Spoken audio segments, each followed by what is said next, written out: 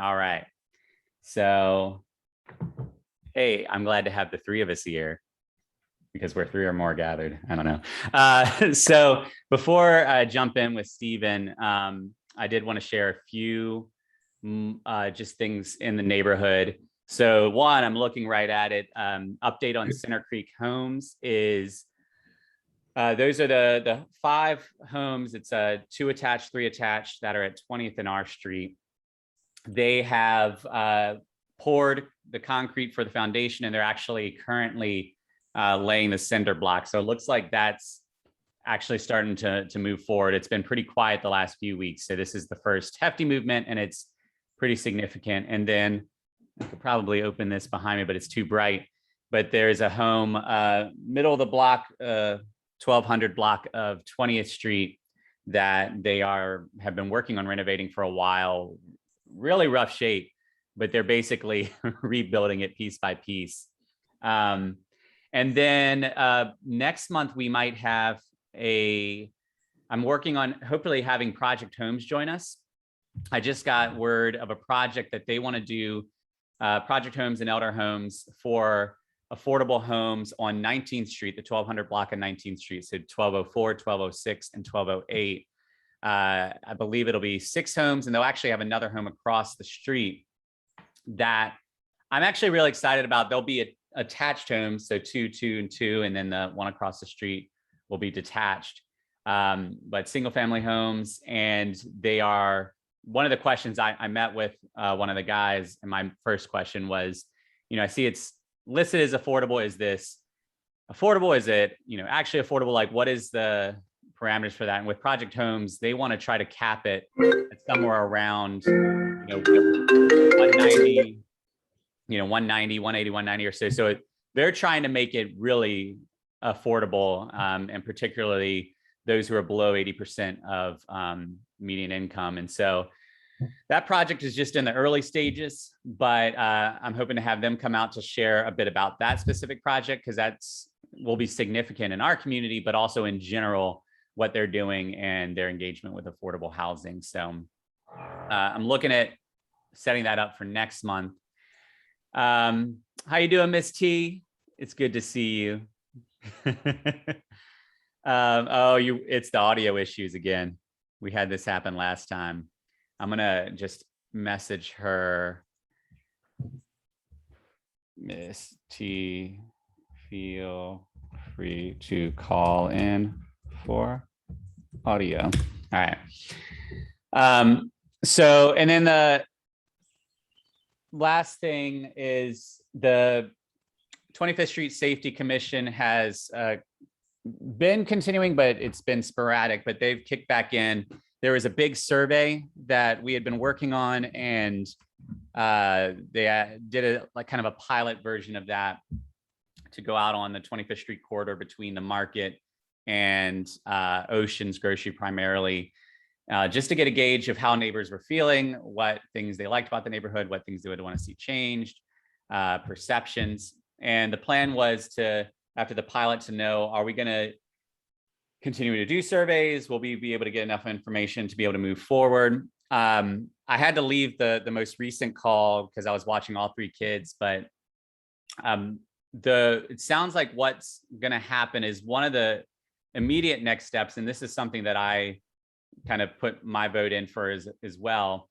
One of the things that was named is there are things that people are looking for that they either don't feel like exist, or they wish existed, or they don't know about it, but that actually do exist. So for example, in the surveys, a lot of people mention it'd be nice to have youth programming in the neighborhood. Well, that's one of the things actually in the East End that is a strength, is there is a number of programming that's centered around youth. And what that kind of spoke to me is that it's not an issue of a thing not existing, but of it not being communicated well. And so one of the things we're exploring is how do we, one, name the resources that currently exist for our community? How do we name what those are? And then how do we take that and find better ways of communicating it to those who could benefit most from it? So I'll keep y'all updated as that continues, but we had that call on Thursday. And it's just excited to see just the collaboration of people that are at the table, everyone from Market Ms. T's been to some of those meetings. Real Life has been at those meetings. Councilwoman Newell is at all of them. So yeah. All right, so those are the updates, things that I have. Is there anything anybody wanted to share before we jump into our main content?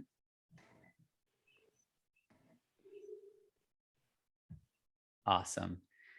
Ms. T, can you hear me okay? Yes. All right, good. All right, well, you know, we've been doing this affordable housing series through the summer, and I do want to continue that, but I wanted to pause on that conversation to spend some time on a topic that actually is really important for our immediate neighborhood. And it came to mind to do this month because August 31st was National Opioid Prevention Awareness Month. I think that's the name, something of that nature. But opioid use, opioid addiction, opioid overdoses is something that has actually been an influencing thing in our community for a while. And I wanted to make sure that we as a community, as a civic association, were aware of it, were just had better information around it, had better information around what our role could be and how we can interact, and also to engage this in a way that continues to honor our neighbors. It can be easy to have these conversations in a way that can vilify others, vilify those who have addictions, this, that, and the other. But there are many of our neighbors that are working through this that wish that they weren't, that there are many of our neighbors that found themselves in situations that wouldn't have chosen it. And so how can we navigate this in a way that's knowledgeable, but also is continues to live into our value of neighbors helping neighbors. And so I'm excited that Stephen here is going to be the one that we have this conversation with, because I've known Stephen for over a decade now, and he is just a solid guy. He not only knows what he's talking about, but he really cares about what he's talking about, and he cares about people. And he's been serving in the community in the medical realm for a long time and in a number of different capacities. And so in my mind, he's just the right person to have this conversation, and especially because he lives in the East End and he loves the East End. And so without further ado, Stephen, thank you for joining us. And yeah, thank you for sharing what you know. Yeah, I appreciate you guys having me.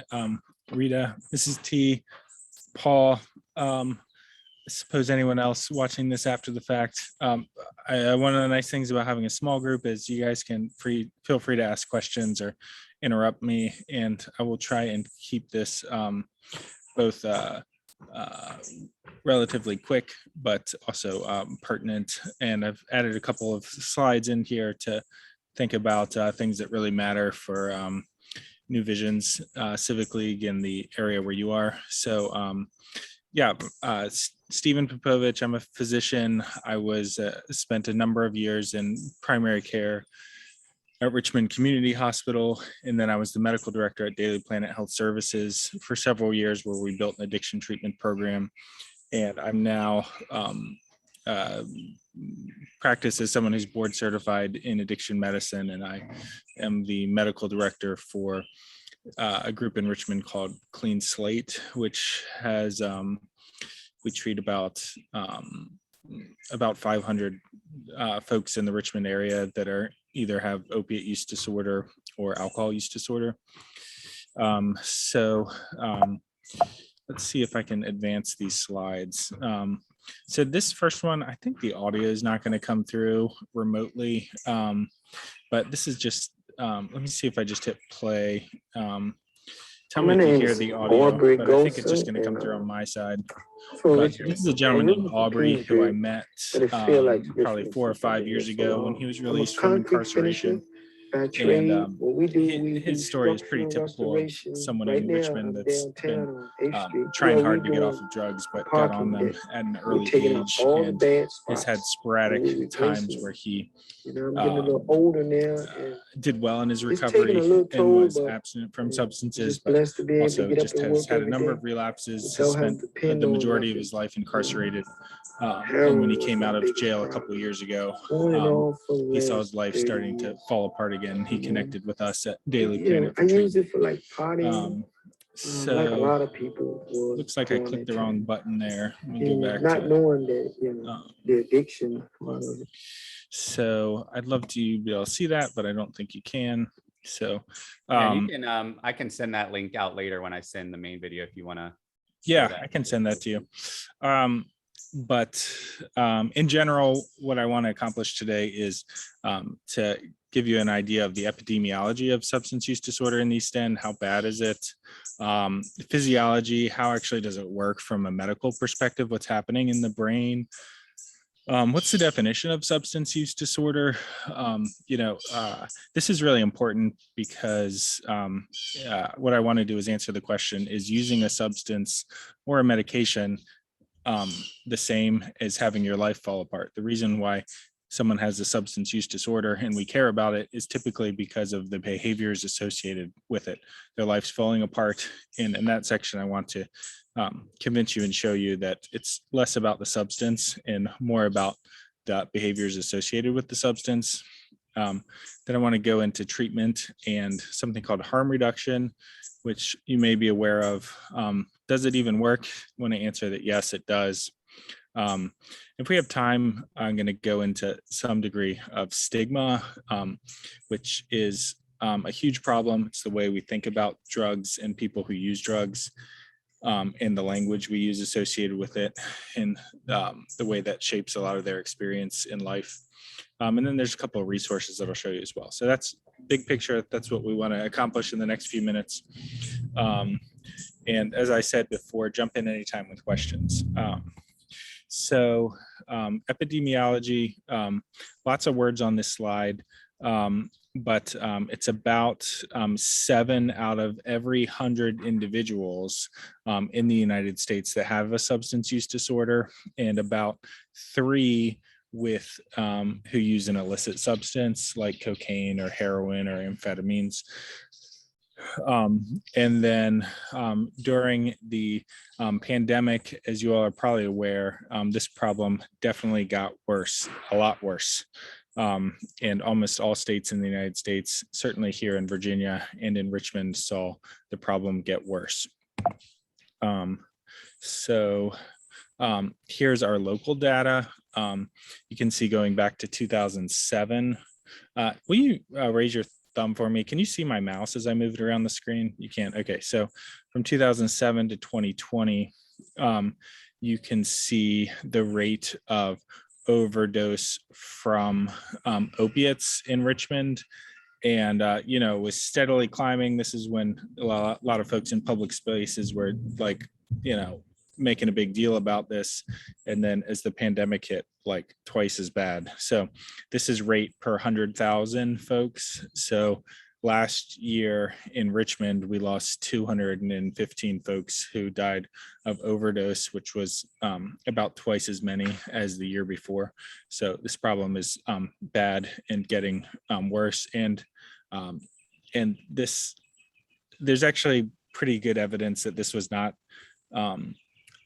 primarily related to the pandemic. If you look at what was happening even before the pandemic, this trajectory had started. And even as we came out of the pandemic, I think every quarter so far this year has been our worst quarter. So January through March was worse than the quarter before. And then actually April to June was worse than that. This is a really interesting map that you all might have seen before. This is the heat map, which essentially is the ambulance authority.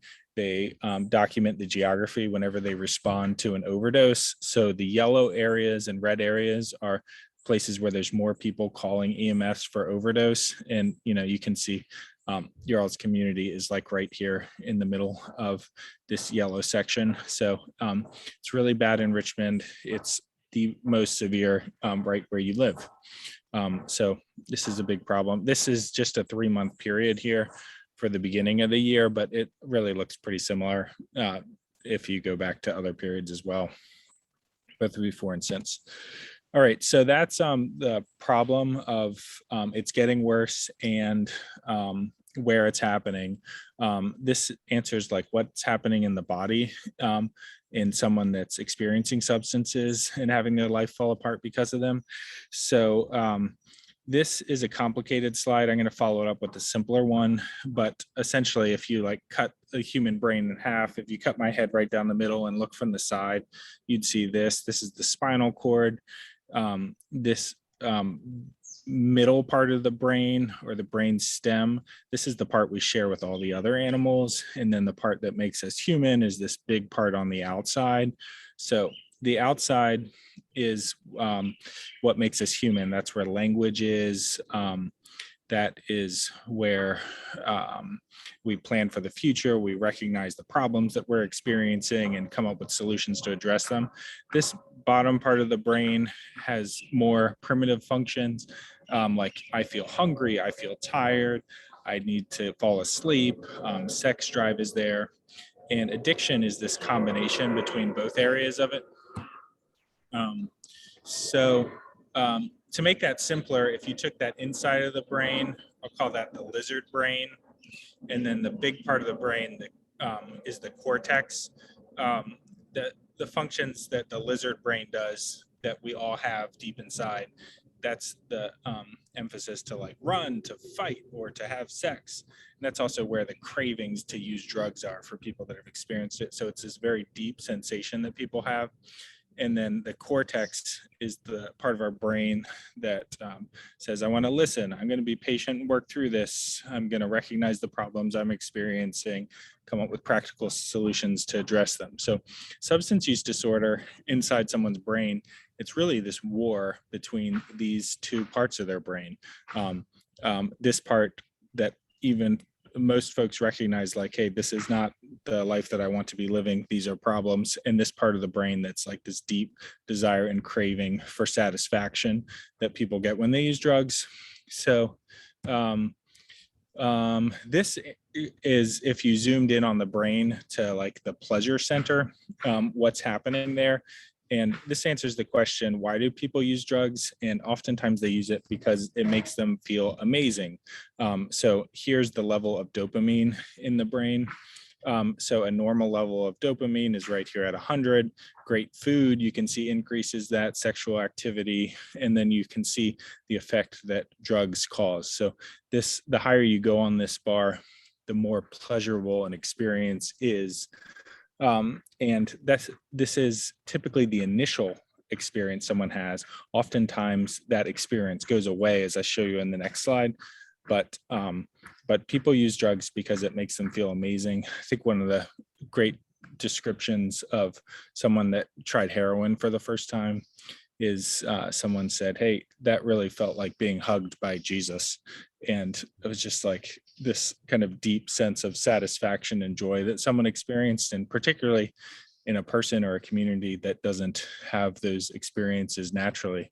You can see how attractive that is to someone. This slide here, I said earlier, it feels amazing at first. It doesn't stay feeling amazing. So, gosh, this is kind of stuck at the top. So here is a normal brain on the left and a brain that's used substances on the right. So in a normal brain, if someone has a pleasurable experience, their dopamine levels go up and they come back to baseline. Someone that has been using substances a lot to hijack this system, the first time they feel it, it feels amazing, feels like being hugged by Jesus. But then because they've hijacked and broken the system, they actually don't go back to baseline over time, and they actually experience lower levels of pleasure. And oftentimes they're just using substances to try and get back to normal because they've broken the system. So this is what happens to people that are using drugs constantly, is they develop a broken brain. And this is another way to look at that same problem. This is cross sections of the brain that an MRI took. And the bright areas is when there's a lot of that joy, that dopamine activity happening. And you can see on the left here, they took someone with a normal brain that hasn't been using drugs, and they exposed them to drugs, and they looked at the areas of brain that highlight. And so this is what a normal brain would do when they're exposed to drugs. But someone on the right here who's been using drugs for a long time, that gets that same hijacked signal, their brain does not experience it the same way. They don't get that same rush because they've hijacked the system. Their brain is broken. I think I might skip over this section here. This is like a little bit more medical detailed. This shows what's happening on the end of a nerve, but essentially this is like the biochemistry of what happens when someone uses drugs. So if someone's interested in that, they could look at it later. I'll send Paul the slides. But let me skip on to this slide. This slide answers the question, how do we come up with a diagnosis of a substance use disorder, or a more common language, addiction? And it's not showing up super clearly on my screen. I don't know how it comes across on yours, but this on the top is the main point.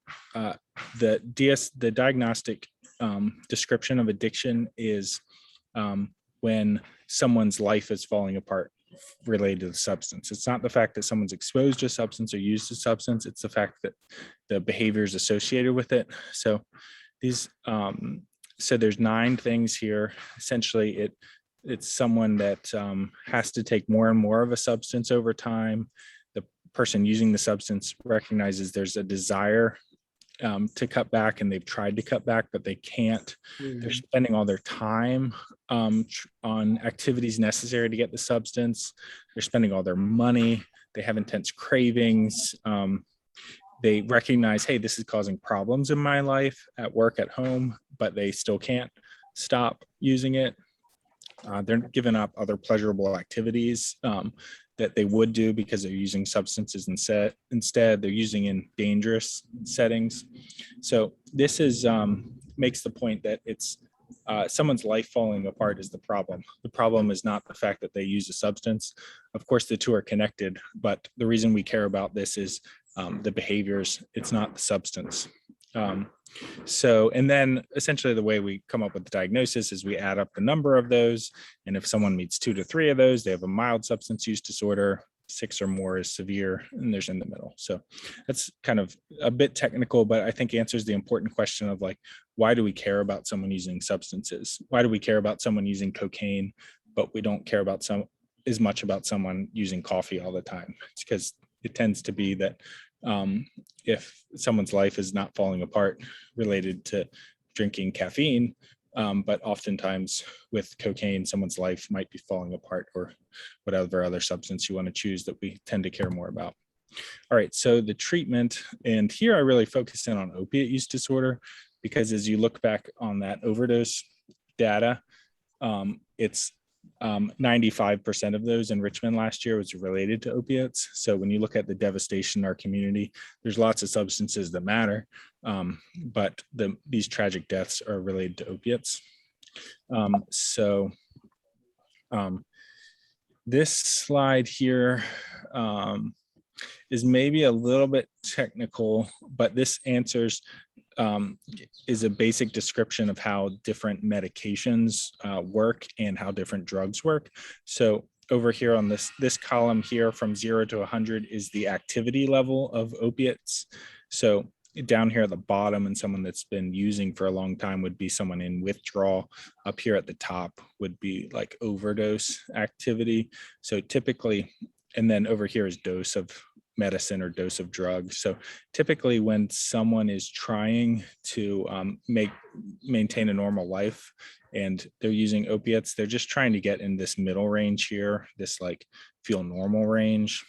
It's hard to do that when they're using heroin or fentanyl, although people describe doing that. They're like, I just need enough to make it to work, make it through the day without feeling awful. But the dose tends to rise really fast. It's unpredictable. It's hard for them to do that safely. And oftentimes that person might have an overdose. So, and then this medicine here, buprenorphine, this you can see is nice because it gets people up into this middle range where they're not intoxicated. They're not at risk of overdose, but also they're not down here in withdrawal. So this buprenorphine is the active ingredient in Suboxone. And that's a medicine that we use a lot of in our office. And this is why, because it helps people get into this normal range where they can focus on things other than just how to avoid this oscillating cycle of being intoxicated or being in withdrawal. It helps them focus on other things. This other one here is naloxone. You can see here, that's Narcan, or the overdose reversal medicine. So if someone takes that, it puts them on this 0 frame. It reverses an overdose, saves their life. There's another medicine, naltrexone, which is an injectable version that works similar, but I think that's maybe over topic today. Paul, you can feel free to jump in and just let me know how much time I have. If I don't, I think I probably need like another 5 minutes or so. I'm feeling like pressure to move through this quickly. Rita and Miss T and Paul, I want to recognize you guys are here physically or virtually rather right now in this moment. Based on what I've said so far, should we stop? Are there any questions that you'd have for me or things I can clarify? Stephen, good morning, and thank you for your information. I really don't know too much about drugs. I've heard about people taking drugs, and I've not been around a lot of people involved in that type of activity. But since working at the market on 25th Street, occasionally we will get a customer coming in, especially the ladies of the evening. They will come in sometimes, and when they come into the store, Stephen, I know something is wrong with them. However, we can't speak to the cause. And hard to know. They'll be at the register trying to cash out their props, whatever they are purchasing. And sometimes they can barely stand up on their feet. They be going, gyrating and going down into themselves and coming up. And I look at, now that's a drug problem, isn't it? You know, it can be hard to, I think there's a good chance that it is. I tend to approach situations like that. And I think it's very helpful to have an unassuming intent. You don't want to say, hey, these behaviors are related to the fact that you have a drug problem, but you might just say objectively what you're seeing. I can tell that you're having a hard time standing up straight right now.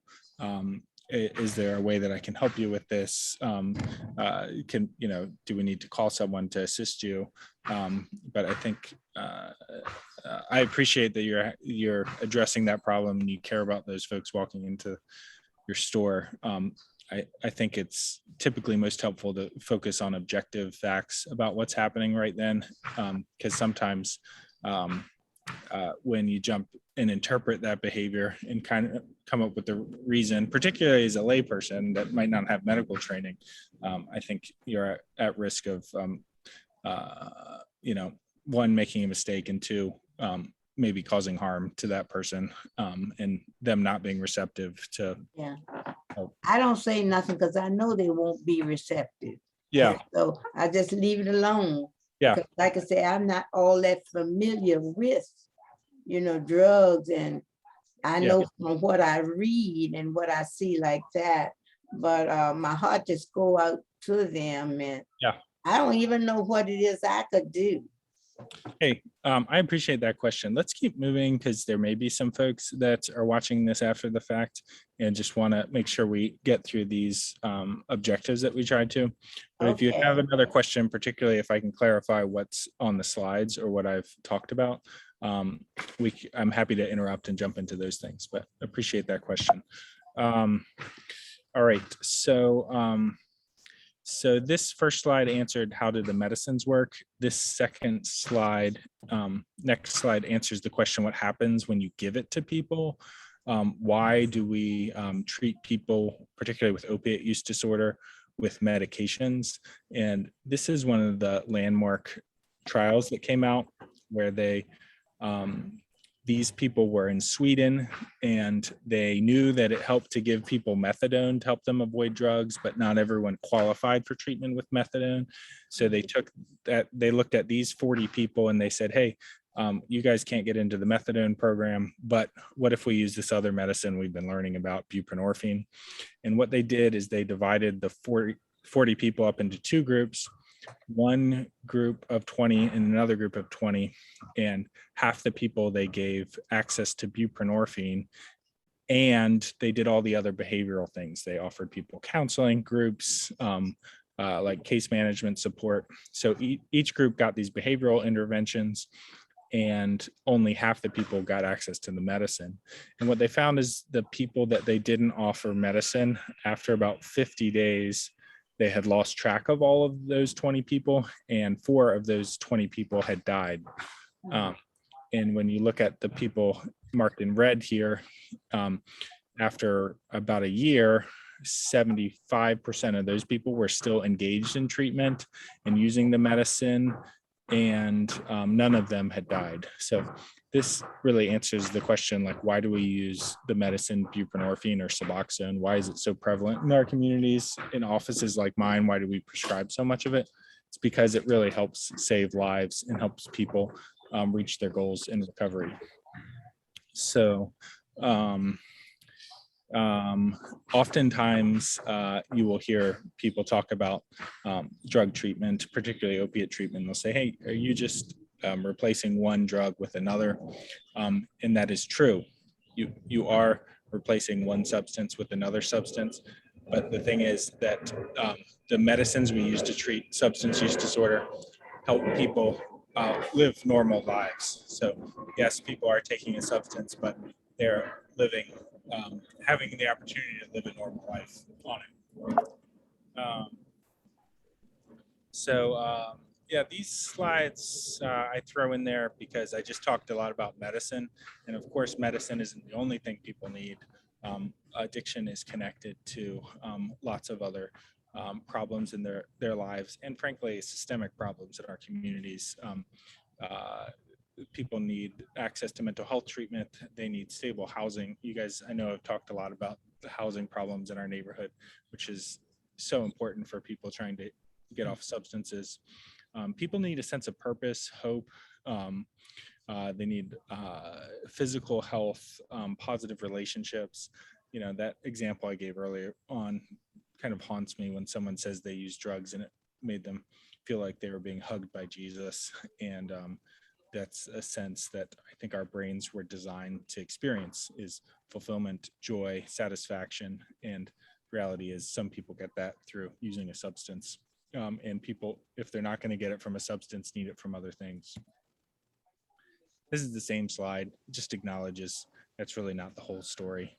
People need a lot more things than even those that I just mentioned. Okay, so this slide I put in because of where you guys are, like what are things that's helpful to know about living in your neighborhood. Harm reduction, I don't have like a lot more information outlined here, but essentially what harm reductions is this philosophy that's helped save a lot of lives. It says, hey guys, hang on 1 second. I've got a child interrupting me here. Hey, Caleb, I'm actually in the middle of a meeting, so I can't talk with you right now, but I'll be with you in about 5 minutes. Yeah, ma. I got airplanes here. I got kids interrupting. Got everything happening. So, so harm reduction essentially is this philosophy that says, hey, if people are going to use drugs, how can we meet them where they are? Not everyone has the same goals. Not everyone wants to stop using drugs, but how can we prevent them from experiencing dangerous complications of that, like overdosing and dying, like getting HIV or hepatitis C, or infections related to injecting drugs. Because if we can help with those things, and we can approach that person in a non-judgmental fashion and get them to engage in treatment, hopefully we can help that person, even though they might not choose the same things that we would choose for them. So I wonder if this link here will work, but this is a great group in town working on this. They're with Health Brigade, which is the former Fan Free Clinic. They've got this mobile van. You guys can see the images on my screen of Health Yeah. Brigade. Yeah. And essentially what they do is if someone is using needles to inject drugs, they're going to help them use those appropriately, teach them how to clean their skin before they inject it, give them new needles so the needles that they are using are not, infected with HIV and hepatitis C from someone else using them. And they also do stuff with like sexual prophylaxis, like someone's making choices that maybe are different from what you and I would want for them. How do we help them to experience the least harm possible from that? So this group, they come actually to your neighborhood every Tuesday. They're at Lux Field from 12:30 to 3 p.m. and they pass out Narcan. They provide all these services to folks. If someone wants to get treatment, they'll help link them to treatment like a clinic such as mine.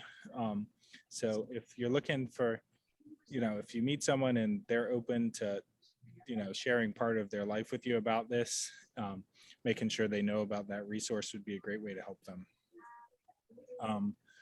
So needle exchange definitely save lives and help prevent a lot of the complications of substance use disorders. All right, let's go back to these slides here.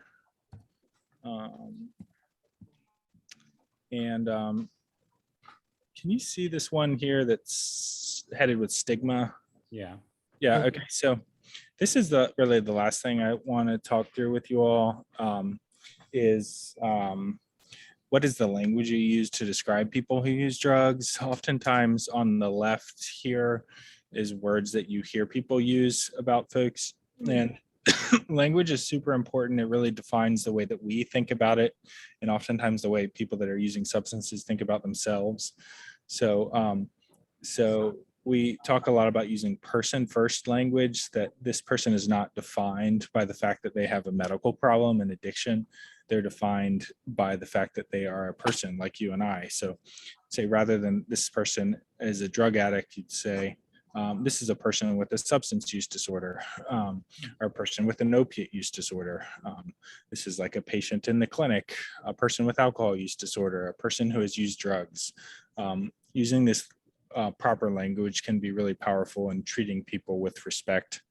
And I'd encourage you to use it. Here's some other things here.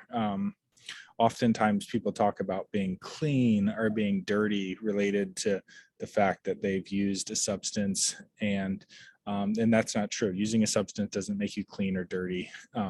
So saying things like, oh, this person, if they had a drug test, they tested positive for a substance, or they tested negative, they're not actively using drugs, or they have used drugs recently. But this language treats people with respect and is less judgmental and can be super helpful to help people get into recovery. Oh yeah, also like, children, like this person was born addicted. No, this person was born dependent on substances to a mom who had a substance use disorder. That's like a child that we should talk about in a way that's honoring to them as a person. So that's stigma. It's super important. There's a lot more to it than just what I went through there, but we, myself included, and others have created a lot of harm to people with substance use disorders just based on the way we talk about them. All right, I'm going to stop there because there's other things in here. All right, one more thing. I've got some stuff in here about the justice system. If you look at people dying of overdose, people with addiction, there's this special population. It's people who are incarcerated. People who are incarcerated often get incarcerated related to using a substance, but the justice system does not treat this as a medical problem in most places, in Richmond included. So people in jail are denied access to medical treatment for their addiction. And essentially what that correlates to is when someone has been using regularly, if they're incarcerated and not using, that tolerance to the substance that they've built up goes away. If they're not continuously exposed to heroin or fentanyl, and they had been before, their brain starts to change so that when they're released, if they go back and use the same amount, it's a stronger experience for their brain. And oftentimes they'll overdose. I see patients almost every week that have had this experience leaving jail.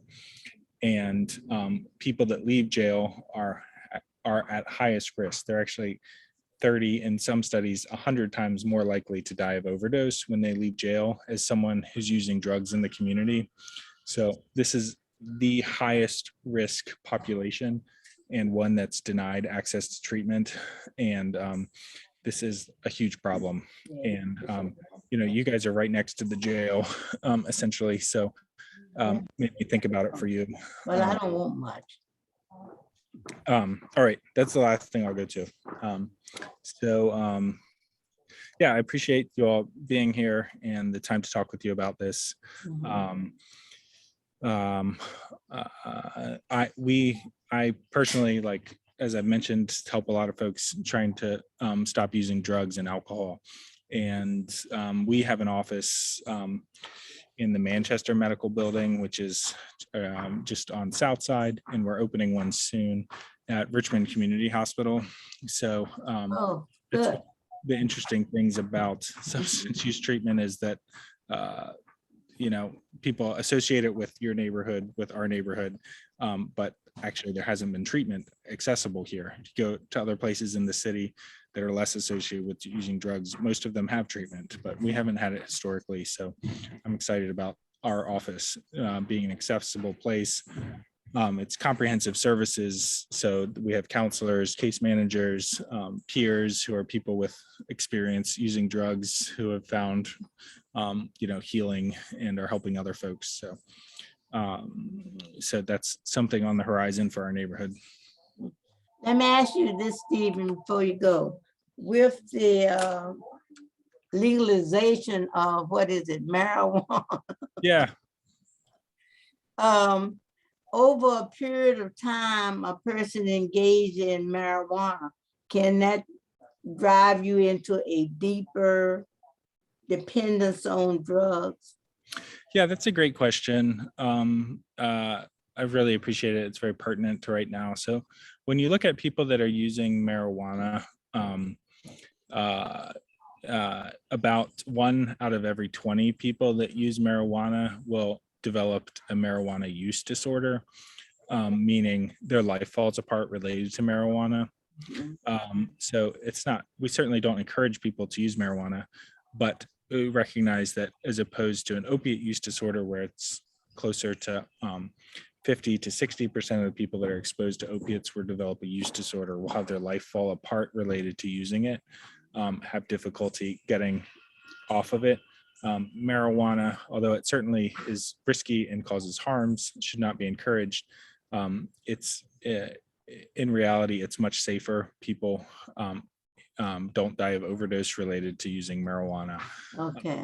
And it can, for a small subset of those people, their life can fall apart. Maybe they're not performing at work, they're not performing at home, they're spending too much money, too much time doing it. Those are problems related to using it, but it's not a central topic of frankly, policy as far as I'm concerned, or treatment or conversations like these, because we don't have people dying from doing it. So, Okay. Do you need to go? You need to go Okay. I appreciate that question. What other things could we talk about, or could I answer? Well, one thing just in general, I want to thank you for sharing all this, because I think one thing your presentation does is it shows how nuanced this is, how much information that it is important that we know. I mean, growing up, my understanding of an experience with conversations like these was simply just say no. Like that was the tagline, that was the approach. And in my mind, what that kind of developed was this understanding of like, people just need to say no, and that's it, boom. And so if somebody doesn't say no, it's because they're a bad person, or and I think what you've demonstrated is there's a lot of reasons somebody can find themselves developing an addiction, and there's things that are beyond just decision making. Like there are actual things happening in the brain that can impact or impede a person's ability to make decisions that we otherwise assume should be easy to make. And so I appreciate, I want to send this video out so people can watch it again. And then anything you want to give me around like the slides and links, like, because I think what this also shows is there's like 20 hours worth of content that if we really wanted to get a good idea, we'd need to do that. And so I want people to be able to dive in. I wanted to hear just directly, one of the takeaways that I want people to get is not just to have that first interaction with, oh, like this might be deeper than I understand, or this might be more robust than I think. The second takeaway is like, what do we do with this? And more immediate, like, what are some simple things that people can know or do when they have an interaction like Ms. T talked about? And so, one is I was hoping to have gotten word back around. So this is a Revive Narcan kit. So I took the training on how to do Narcan a couple years ago now, before the pandemic. It's really simple. CPR can seem intimidating if you take CPR training, and then you feel like this intensity of like, what if I do it wrong? Like, what if what I found this is to be really easy, simple, accessible, and you come away with this kit that you can keep with you. When we have the number of opiate addictions that we have in our community, this is something that I would hope that more and more of our neighbors can have. So I hit a wall on finding out when the next one is, but as soon as I have that, I want to put it out. But that's on the back end when somebody has reached a point of overdose. What would your advice be to any of our neighbors, whether it's, Ms. T sees somebody coming into the market, or just today, I have a neighbor who I know wrestles with addiction that I talked to just this morning. Are there simple things that we can say or do just now with what we have for our neighbors who may be working through this? Yeah, I put in the chat this link, which I often give to families or friends of people that use drugs, and it just talks about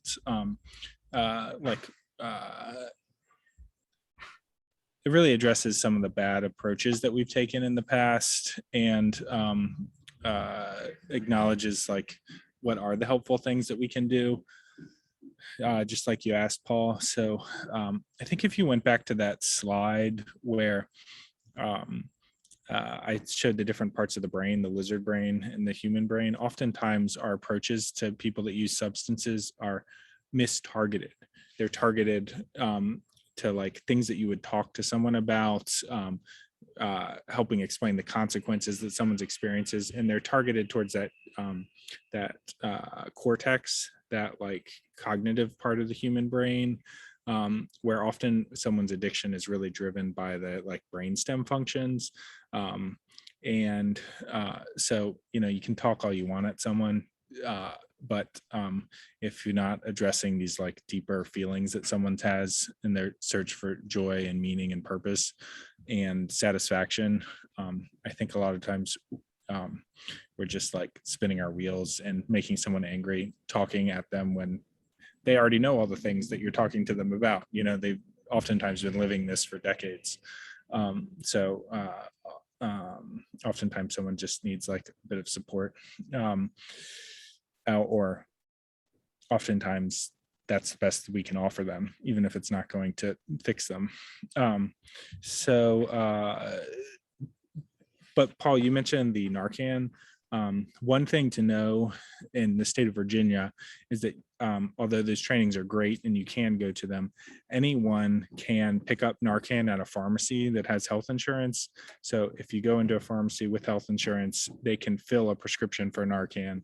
You don't have to explain why you want it or need it. And oftentimes it's as if all of us have a standing prescription at the pharmacy that can be used to fill Narcan.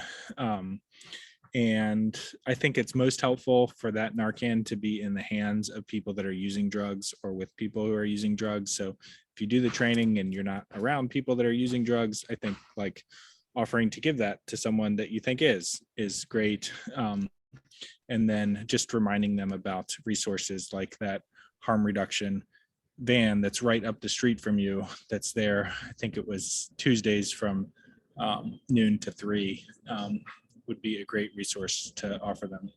Yeah, that's good. Rita, did you have any questions or comments you wanted to share? No, I was wondering though, on 25th Street, I think one time they were across from the new Planned Parenthood Center. Yeah. In that open space. I think they were giving out Narcan one day. Yeah, I think that's the group from the health department. Julie Carr Okay. is the health department's opioid response coordinator. And Okay. I think that the health department has like some resources that operate out of that space. And I've got a very high opinion of them and the work that they do. And Yeah, connecting folks there is a great option as well. yeah. Well, Stephen, I appreciate your time. And one thing I did want to emphasize, as far as like, you know, when I think of next steps that somebody could take, it can seem overwhelming because there are so many options, and if you don't know them, then how do you communicate them? And so it's helpful to learn about things like the health brigade and Narcan and this, that, and the other. But somebody can feel limited in that because if they forget that information, or if they have questions about it, like, oh, wait, needle swapping, or, oh, like you mentioned, giving medication to replace medication, like we can hit walls. And then sometimes when we hit a wall, we don't move forward. I think one of the most accessible things that you shared, which is just good to practice in life, but is incredibly vital to practice here when navigating substance use disorders, is that stigma piece of even just the language we use, and not just we use with our mouths, but that we use in our minds. A simple swap of language there can actually be the most important step to being able to know how to engage. And so as long as I am giving somebody the identity of an addict, I will always apply whatever I think about addiction to that. But if I instead remove that identifier in my mind and vocally, and actually understand it in kind of that list that you had of use these instead, then I'll actually be able to see people as people. I'll be able to interact with people in a way that doesn't already make decisions about their intentions or their desires. Because the truth is like, you know, anytime we see somebody in a situation that we make a judgment about them on, more often than not, the only difference is there were circumstances leading up that I just didn't have. I could have had a very different life that could have put me in a different position. So yeah, I love that you included that piece about stigmas. And I think that's an incredibly accessible next step for anybody watching this is how can we address the stigmas that we may be using ourselves, that we may be using in our own minds, and how can replacing those actually allow us to see people more authentically and then be able to kind of love our neighbors more authentically. So I appreciate that you had that in there. Yeah, thanks for highlighting it. Stephen, when Paul was talking, that brought to mind one morning, I guess about 3-4 months ago, a sister came in there and she was doing all of that I told you going down and all. And I found it, I didn't know what to say to her. So I said, listen, honey, what's wrong with you this morning? You sick? She said, what made you think I'm sick? I said, I don't know, because you're just not acting natural. Is it anything I can help you with? No, you can't help me with nothing. But why you think something is wrong with me? So I said to myself, Mary, let that alone, because whatever she is on, you're not going to get to first base with her. You can't help her. Just let her alone. And that's what I did. But Yeah. it was obviously she was strung out on something. Yeah, I think that's a really beautiful story, and it's hard to know what to do. That's right. I think oftentimes there's people with other mental health problems like schizophrenia, Yeah. that have things going on in their brains that you and I can't see, and people talk to them, or they're seeing things, and I think the way you handle that is perfect. Yeah. So my daughter told me about this wearing of the mask. She said, Yeah. Mom, let it alone. They're Yeah. gonna do it or they're not gonna do it. Don't upset yourself. But I'm a good Samaritan, always trying to help somebody. Here's a mask, take a mask. I don't need a mask, ma'am. And I said, sure you do. Oh But man, I've got to learn how to let it go. Just let it go. yeah, I think there's a lot of wisdom in that. That's for Yeah, sure. I love I'm it. telling you. But thank you, Stephen. That was a great wealth of information, and perhaps I'll do some more research on it so that I just know how to keep myself to myself and keep my mouth to myself. Well, I really appreciate you all having me, Paul, for hosting this, and Thank you, Paul. Rita and Ms. T. Great to spend a few minutes with you today. Yes. All right. Yeah, well, Stephen, pop off whenever you need to. I was just gonna give some closing thoughts, but I know you had some kids calling for you. But yeah, thank you again. And I'll say this just off of your story, Ms. T. I think a really valuable thing for us to name in this is, like, we want to be able to find clear, quick, easy solutions.